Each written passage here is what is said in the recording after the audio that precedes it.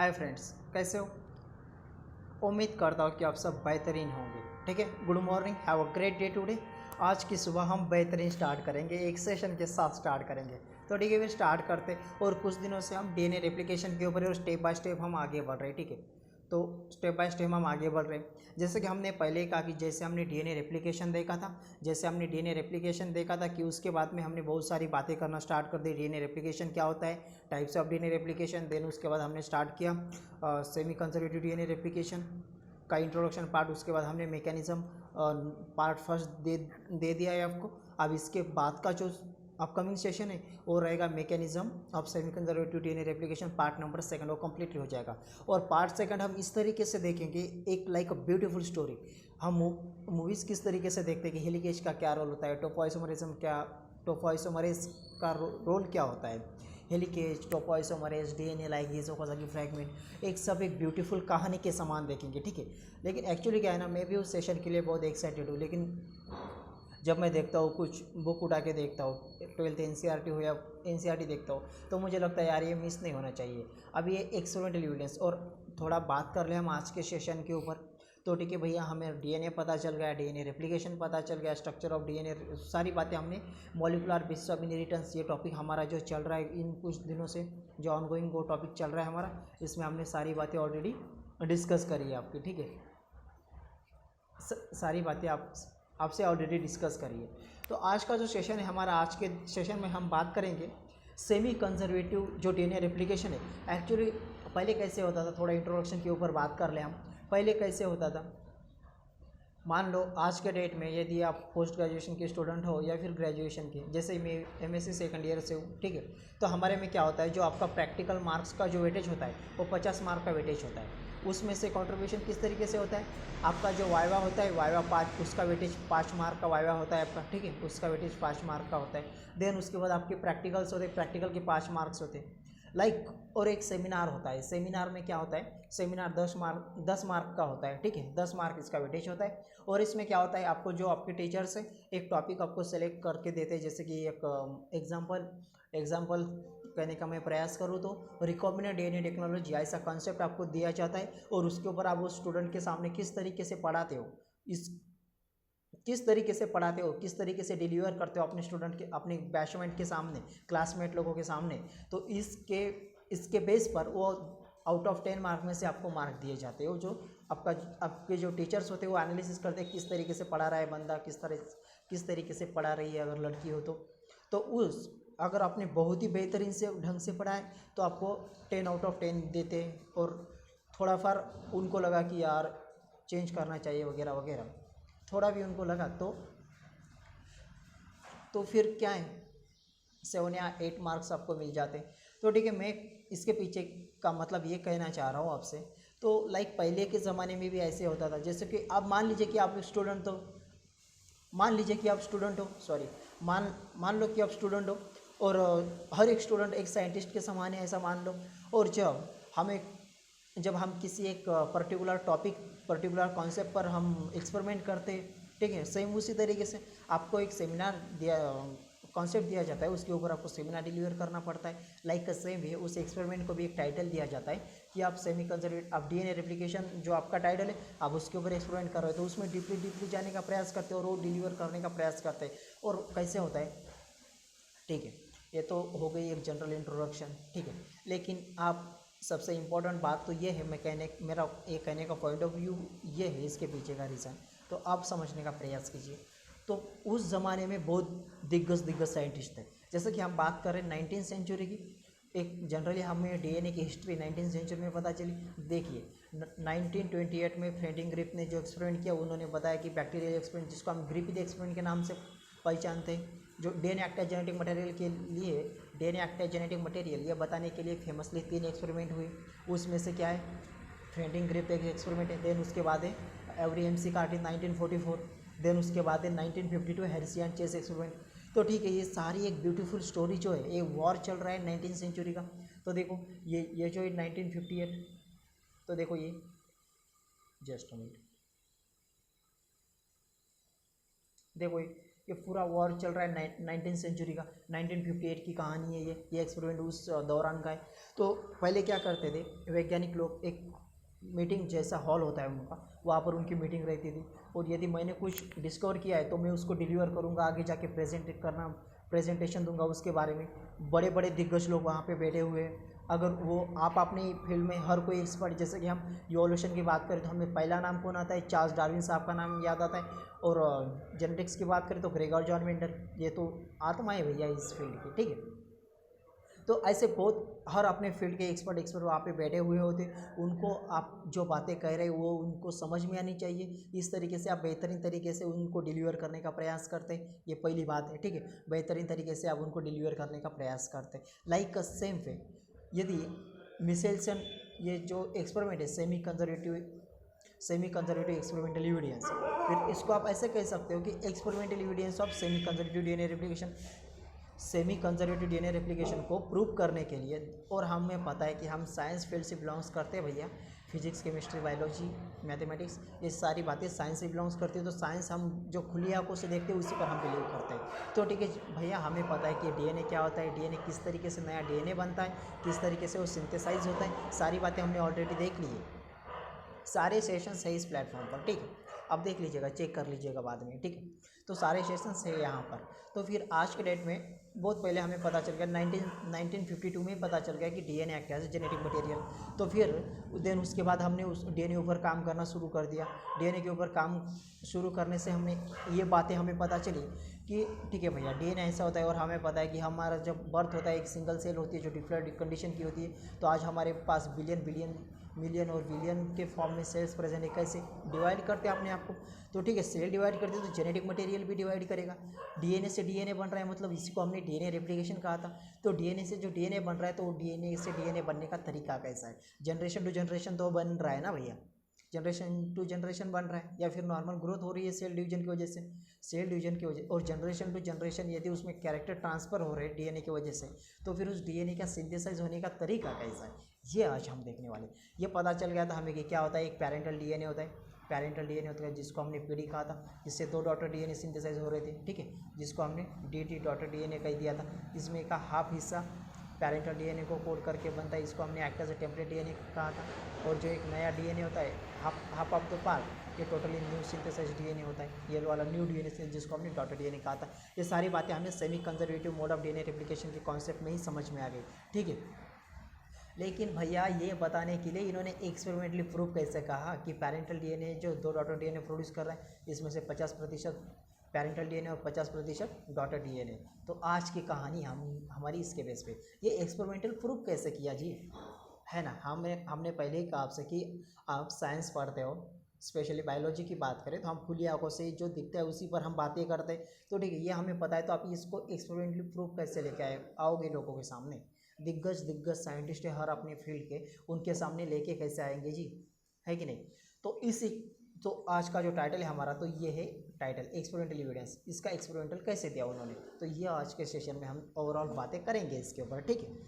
तो चलो फिर स्टार्ट करते हैं, और सारी बातें 19th सेंचुरी की, ठीक है। और मेरे बारे में तो अब पता ही है, हम कुछ दिनों से जेनेटिक्स देख रहे हैं।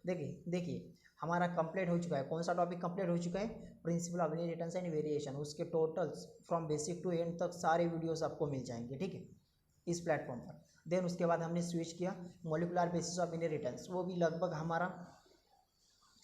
35% नियर बाय कंप्लीट है, ठीक है, और उसके ऊपर बात भी करेंगे। और मेरा नाम तो आप जानते ही हैं, Hari Rathore, MSc botany student. MSc botany student student आगे इसलिए है क्योंकि मेरी एमएससी चल रही है, मैं एमएससी सेकंड ईयर से हूँ, देवगिरी कॉलेज ऑफ औरंगाबाद, ठीक है। तो फिर ये हमारे चैनल्स का लोगो कल बनाया है हमने, खुद बनाया मैंने, हैरिस बायोलॉजी ऑनलाइन क्लासेस। आप यूट्यूब पर इतना ही डालते हो तो आपको ये सारे वीडियोस मिल जाएंगे, ठीक है, सारे वीडियोस आपको मिल जाएंगे हैरिस बायोलॉजी नाम से, ठीक है। तो और हाँ, तो ठीक है, फिर चलते हैं आगे। तो चलो फिर स्टार्ट करते हैं आज का सेशन। जेनेटिक्स पर है हम कुछ दिनों से, वीएल नंबर 11 सेशन, और आज का टाइटल है हमारा experimental evidence of semi conservative, ठीक है।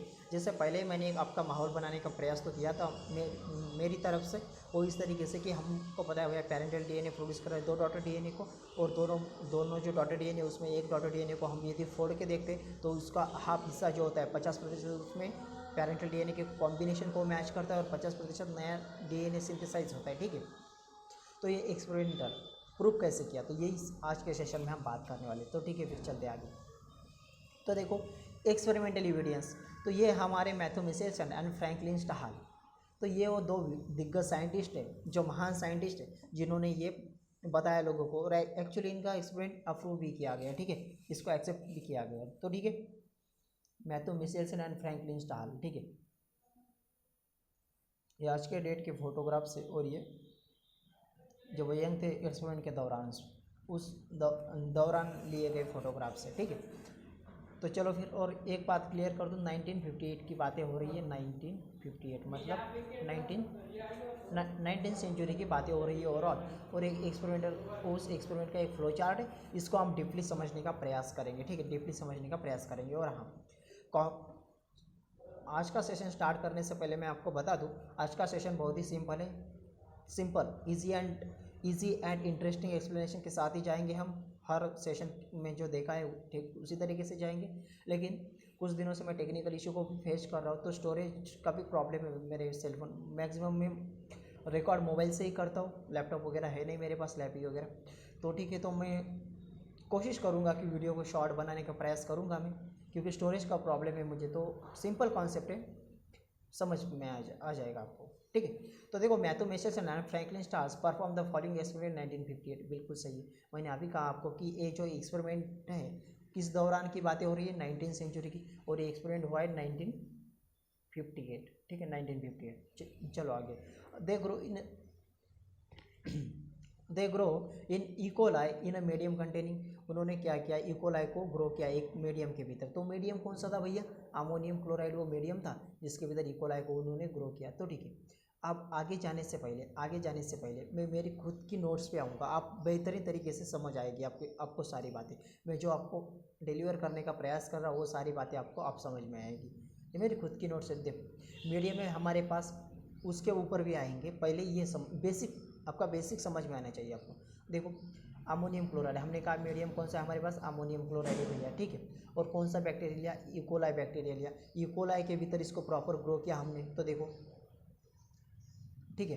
तो देखो अब उसके बाद हमारे पास जो अमोनियम क्लोराइड है उसके हमने 2 आइसोटोप लिए, एक था लाइट आइसोटोप ऑफ नाइट्रोजन, जिसको हमने ये देखो है, और इसको हमने कहा था हेवी, और लाइट को इंडिकेट कर रहे हैं हम रेड से, ये वाला लाइट, ठीक है। तो इसके थोड़ा आइसोटोप के ऊपर भी नज़र, ठीक है, इसके आइसोटोप के ऊपर थोड़ा नज़र डाल ले। देखिए इसका जो एटॉमिक नंबर 7 है नाइट्रोजन का नॉर्मली, और एटॉमिक नंबर 14 है, ये नॉर्मल आइसोटोप है नाइट्रोजन का, ठीक है, नॉर्मल है, जिसको हम लाइट कह सकते हैं, नॉर्मल भी कह सकते हैं, ठीक है। और ये हेवी किसे कहते हैं हम, जो थिकनेस में ज़्यादा हो या फिर उठाने में हमें दिक्कत आए, हम कहते हैं ना यार ये बहुत हेवी पार्टिकल है, ये इसका वेट बहुत ज़्यादा है, उसको हम क्या कहते हैं, नॉर्मली हेवी कहते हैं, ठीक है। तो इसका जो एटॉमिक मास है ये 1 से ज़्यादा है नॉर्मल के कंपैरिजन में, ठीक है, और एटॉमिक नंबर सेम होता है, इसलिए हम इसको आइसोटोप्स कहते हैं, ठीक है, नॉर्मली सेम होता है। तो एक बात ख्याल में रखिए भैया, हेवी जो होता है इसका एटॉमिक नंबर होता है 15 और एटॉमिक नंबर 7। और बात रही फिर इस तरफ का जो नाइट्रोजन होता है जिसको हम लाइट कह रहे बार बार, ये होता है, इसका एटॉमिक नंबर होता है 14 और एटॉमिक, ठीक है, एटॉमिक नंबर होता है 7 और एटॉमिक मास नंबर 14, ठीक है, क्लियर।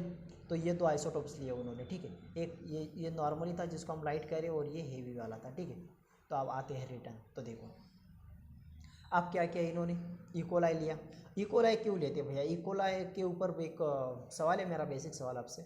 इकोलाई हम फिर बायोटेक्नोलॉजी की बात करें, मॉलिक्यूलर बायोलॉजी की बात करें, या फिर जेनेटिक्स की बात करें, एक ही बैक्टीरिया मैक्सिमम लेते हैं, उसको हम इकोलाई कहते हैं। इकोलाई को लेने की वजह, उसके पीछे की कहानी कुछ इस तरीके की है। जैसे कि हमें पता है ग्रेगर जॉन मेंडल साहब ने पाइजम को सेलेक्ट किया था, क्यों किया था कि भैया ये एनुअल है, इसकी लाइफ साइकिल फास्टली कंप्लीट होती है, ठीक है, और लाइफ साइकिल फास्टली कंप्लीट होती है। ऐसे कुछ खासियत थी जिसके कारण उन्होंने पाइसम सटायम को सिलेक्ट किया। लाइक सेम वे इकोलाई की भी कुछ खासियत है। इकोलाई क्या करता है, बहुत फास्टली रिजल्ट देता है। मान लीजिए इकोलाई का जो सेल है, इकोलाई का जो जेनेटिक मटेरियल है अपने आप को डिवाइड करता है 20 मिनट के भीतर, तो हमें सैंपल 20 मिनट के बाद लेना पड़ेगा। ठीक है, सैंपल हर 20 मिनट के बाद लेना पड़ेगा और रिजल्ट बहुत फास्टली देता है, इसलिए इस बैक्टीरिया को मैक्सिमम यूज़ किए जाते हैं। तो ठीक है, दो मीडियम लिया,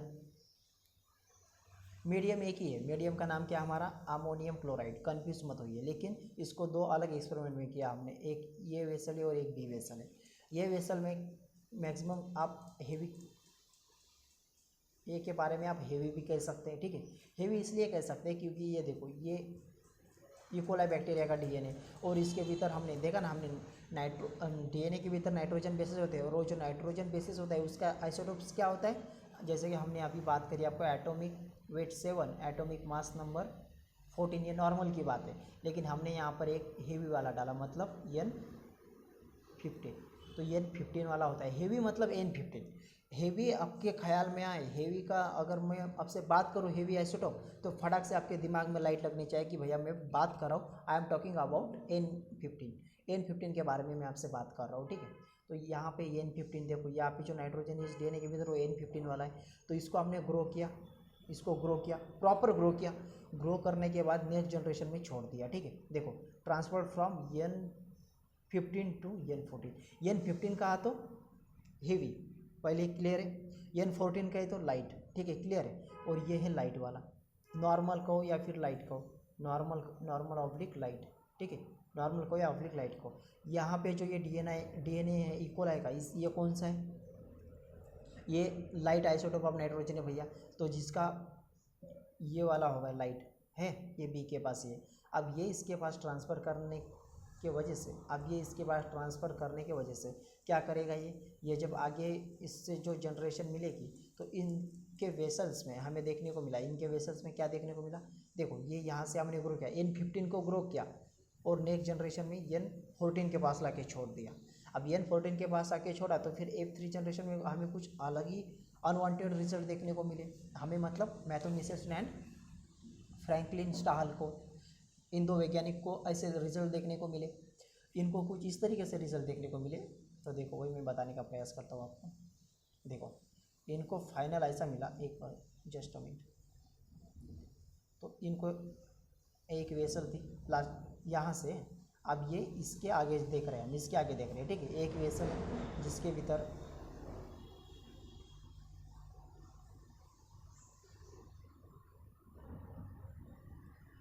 भीतर क्या है, येलो को मैंने इंडिकेट किया है H for heavy and yellow को इंडिकेट किया है मैंने रेड को इंडिकेट किया है लाइट से। तो दोनों 50-50% में। तो इसके बाद के जो यहाँ ये स्टेप आगे की स्टेप, इसमें जब देखा इस मीडियम के भीतर तो कुछ इसी तरीके से डीएनए था जो डबल हेलिक्स का था और जो हाइब्रिड था, मतलब 50% में हेवी था और 50% में क्या था, ये लाइट वाला था। तो ऐसा एक्सपेरिमेंट था वो सेमी कंजर्वेटिव डीएनए रेप्लिकेशन का। ठीक है, तो ठीक है, स्टेटमेंट के साथ समझने का प्रयास करते हैं। तो ऐसा कैसा होता है, मैं देखा कैसा होता है, पता है क्या आपको, जब आप एक्सपेरिमेंट करते हैं तो उसके आपके बहुत सारे एनालिसिस आपके पास होने चाहिए। रिसर्च आसान नहीं होता क्योंकि आपके पास सैंपल बहुत ज़्यादा मात्रा में लेना पड़ता है, 500 को या ठीक है 500 को या 1000 टाइम को, और उसका एक एनालिसिस होता है कि पहली बार सैंपल लिया तो ये रेशो आया, दूसरी बार सैंपल लिया तो ये रेशो आया, तीसरी बार लिया तो ये आया, वगैरह वगैरह वगैरह वगैरह। ठीक है, लेकिन जब आप उसकी एक प्रोबेबिलिटी निकालते हो कि फाइनल कंक्लूजन क्या है, क्या सब में एक नॉर्मल रेंज से मैच कर रहा है रेशो, तो देन और तो ऐसा उनका बिल्कुल इसी तरीके से पैटर्न्स देखने को मिल रहा था उनको जनरेशन टू जनरेशन। तो उनको कंफर्म चल गया भैया। फिर ये स्टेप उन्होंने अप्लाई करके देखी उन तीनों मोड ऑफ डीएनए रेप्लिकेशन के भीतर। अब मोड ऑफ डीएनए रेप्लिकेशन को या फिर टाइप्स ऑफ डीएनए रेप्लिकेशन को कुछ दिक्कत वाला पार्ट नहीं है। ठीक है, फिर कौन से 3 पार्ट्स हो, conservative DNA replication, semi conservative DNA replication and dispersive type of DNA replication. इन तीनों में ये स्टेप उन्होंने अप्लाई करके देखी। फिर किस तरीके से देखी उसके ऊपर हम सारी बातें करेंगे आगे, ठीक है। तो चलो फिर आते हैं हमारे स्टेटमेंट के ऊपर। अब आपको समझने में आसानी होगी, ठीक है। यदि आपको यह बेहतरीन ढंग से समझ में आया तो आपके लिए ये सिंपल सा है, सिंपल सा है अब ये कंसेप्ट आगे वाला, ठीक है। तो ये हमारा हो गया कि क्या क्या उन्होंने 1958 में एक्सपेरिमेंट किया और इकोलाई को एक मीडियम के भीतर प्रॉपर ग्रो किया, देन उसको ट्रांसफ़र कर दिया आगे। और हमारे पास मीडियम कौन सा था, अमोनियम क्लोराइड, जिसका फार्मूला है NH4Cl, ठीक है। चलते हैं आगे। तो देखो N15 is the heavy isotope, बिल्कुल सही है भैया। अभी हमने इसके ऊपर बात करा कि ये N15 का जिक्र करें तो आपको समझ में आना चाहिए कि I am talking about heavy isotope of nitrogen, ठीक है। Then nitrogen as the only nitrogen source of many generation, और मेनी जनरेशन के ट्रांसफर के लिए नाइट्रोजन बहुत रिस्पॉन्सिबल का होता है, ठीक है। हमें पता है कि डीएनए के भीतर ही नाइट्रोजन बेसिस कहते हैं हम। Nitrogen bases are of two types, what are they, purine and पैरामिन।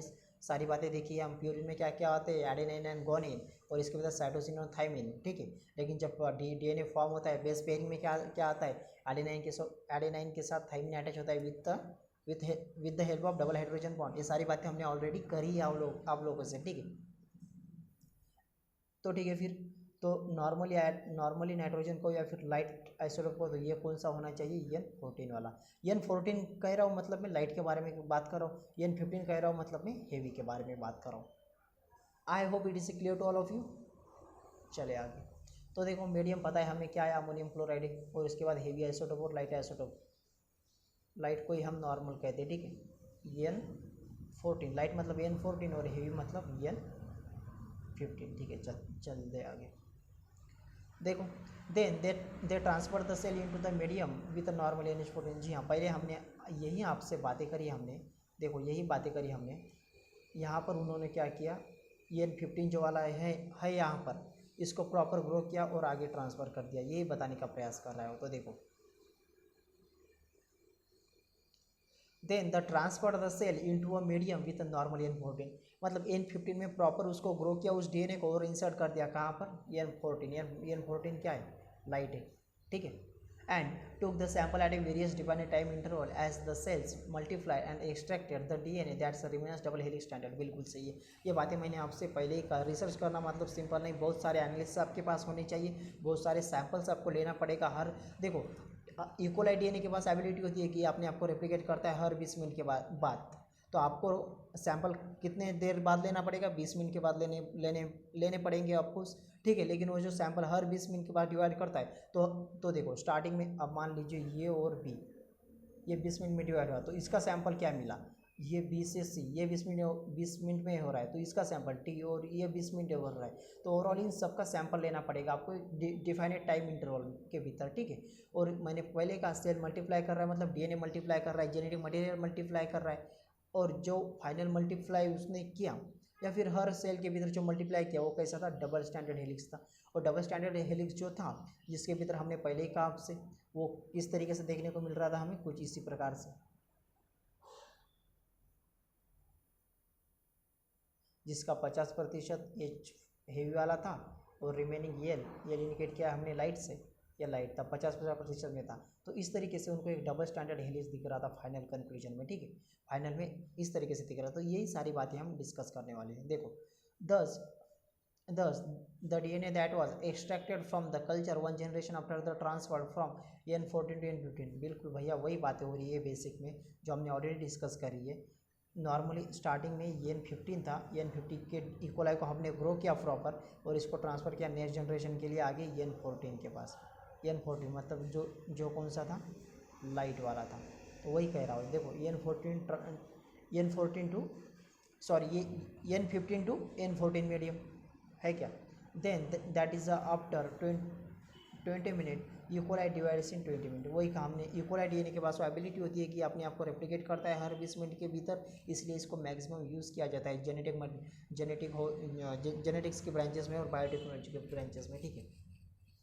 तो फिर सैंपल हमें हर 20 मिनट के बाद ही लेने पड़ेंगे, ठीक है। और जो फाइनल कंक्लूजन हमें मिल रहा था, जो डबल स्टैंडर्ड डीएनए हेलिक्स मिल रहा था, वो किस तरीके से था, हाइब्रिड का था, वो इंटरमीडिएट था।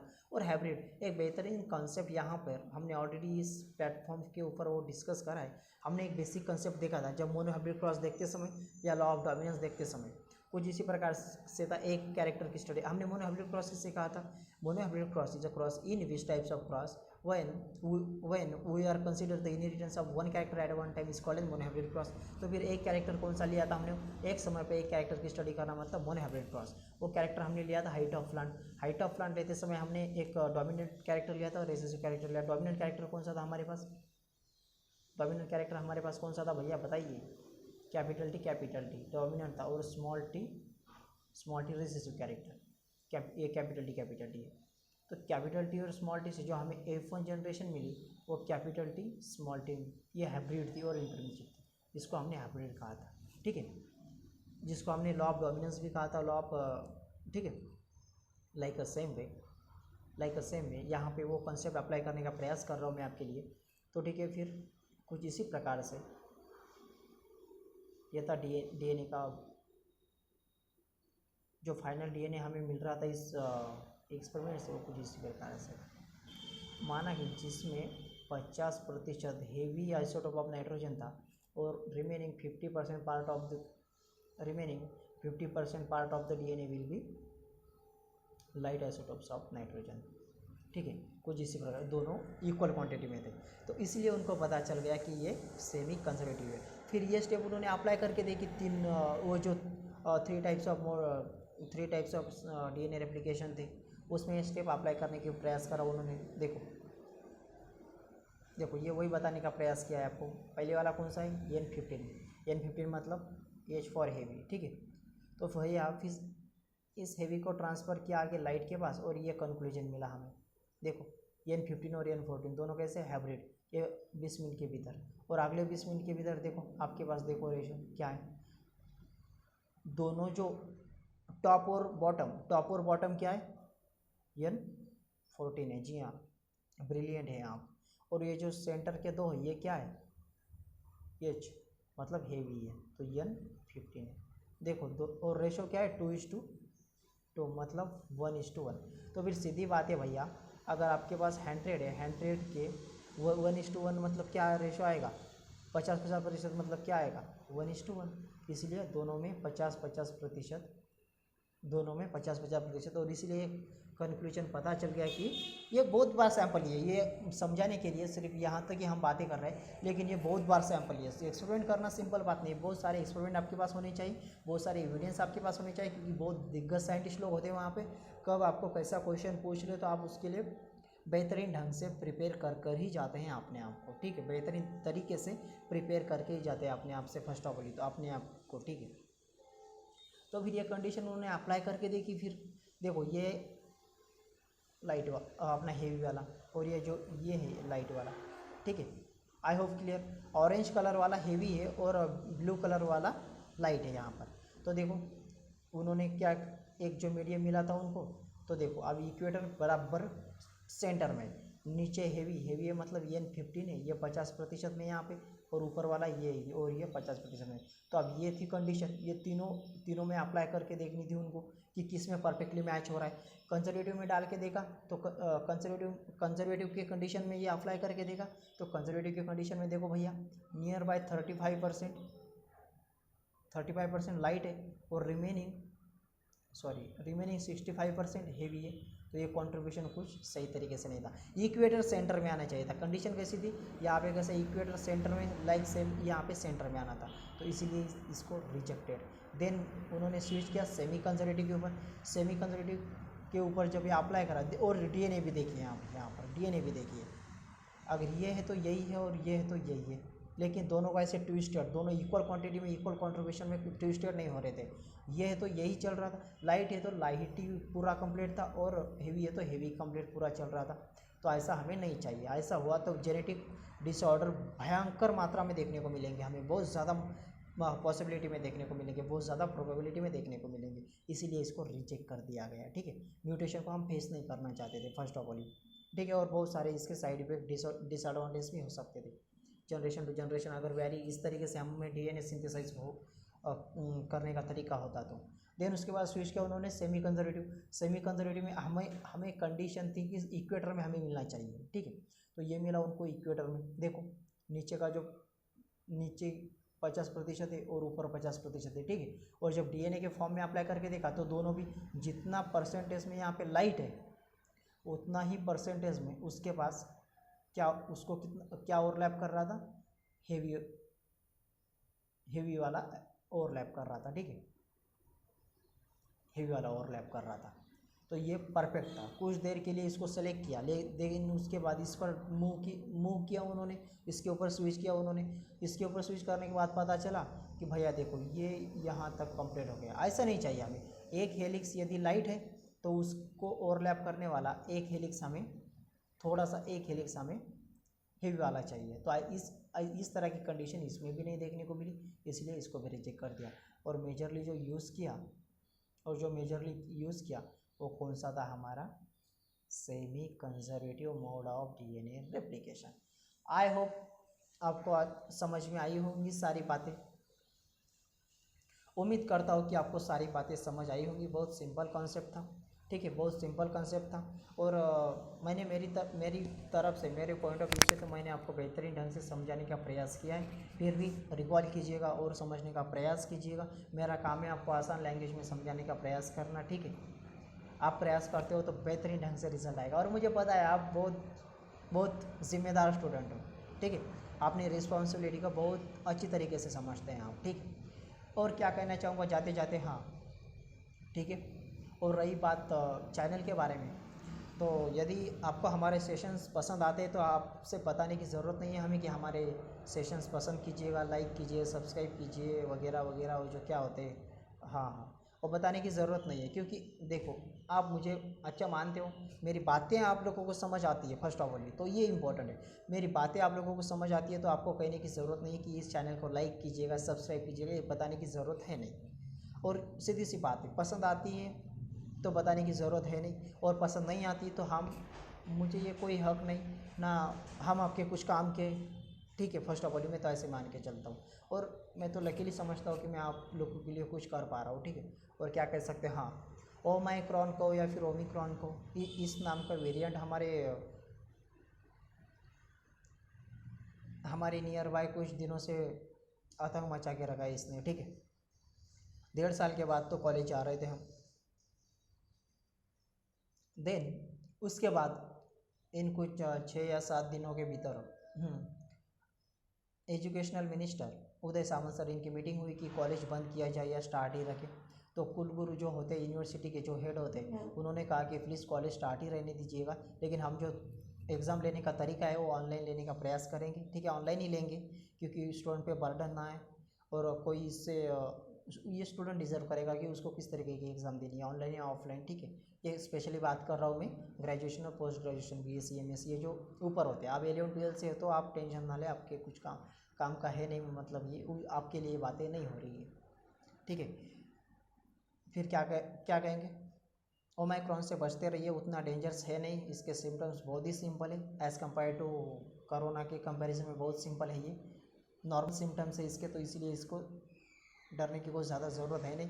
लेकिन हम तैयार रहेंगे, हम बेवकूफ़ी वाला काम नहीं करेंगे। हम मुंह के ऊपर मास्क लगा कर ही रहे कॉलेज में जाते समय, लेक्चर के दौरान भी मुंह के ऊपर मास्क लगा कर ही रहिए, सोशल डिस्टेंसिंग मेंटेन करने का प्रयास करिए, आपसे होता है तो मैक्सिमम तो यही चांसेस रखने का प्रयास करें आपके इन्वायरमेंट में, ठीक है। और क्या सैनिटाइज़र हमेशा साथ में रखें, अपने आप को बचाते रहिए, क्योंकि इस देश को बहुत ज़रूरत है आपकी, ठीक है। क्या कह सकते हैं फिर, टेक केयर, बाय बाय, मिलेंगे अगले सेशन के साथ। और हाँ, मुझे पता है कि मैं भी बहुत एक्साइटेड हूँ एक्चुअली उस सेशन के लिए, semi conservative of DNA replication part number 2, जो मैकेनिज्म वाला है, जिसमें हेलिकेज टोपाइसोमरिज्म, इसका काम क्या होता है, नया डीएनए। देखो भैया, हमने डीएनए पढ़ लिया, डीएनए बनने का तरीका देख लिया किस तरीके से बनता है, लेकिन अब इसकी प्रोसेस क्या होती है ये हम मैकेनिज्म के भीतर देखेंगे। और मैकेनिज्म का टाइटल है हमारा mechanism of semi conservative DNA replication part number 2। ये सेशन हमारा अपकमिंग आएगा, नेक्स्ट सेशन वही है, ठीक है। मैं भी बहुत एक्साइटेड हूँ उस सेशन के लिए। तो ठीक है, फिर टेक केयर, बाय बाय, मिलेंगे अगले सेशन के साथ। आपका ख्याल रखिए, कोविड से बचते रहिए, कॉलेज जाइए, कॉलेज का लुत्फ़ उठाइए, ठीक है, कॉलेज का लुत्फ़ उठाइए, टीचर लोगों का मान सम्मान कीजिए, और एक बेहतरीन स्टूडेंट बने, बेहतरीन इंसान बने, बेहतरीन नागरिक बने आने वाले समय में, और सोसाइटी को बहुत ज़्यादा देने का प्रयास करें, ठीक है। टेक केयर, बाय बाय, मिलेंगे अगले सेशन के साथ।